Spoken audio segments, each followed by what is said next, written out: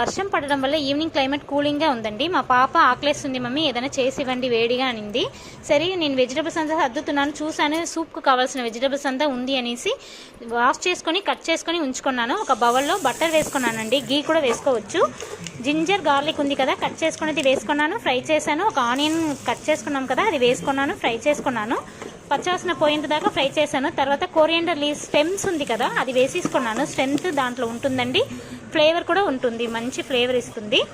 తర్వాత కట్ చేసుకున్న వెజిటబుల్స్ ఉంది కదా, అది వేసేసుకున్నాను. బీన్స్, క్యారెట్, క్యాబేజ్ అంతా వేసుకున్నాను, ఫ్రై చేశాను. ఉప్పు వేసుకున్నాను, ఫ్రై చేశాను. తర్వాత వాటర్ వేసేసుకున్నానండి 4 గ్లాసెస్.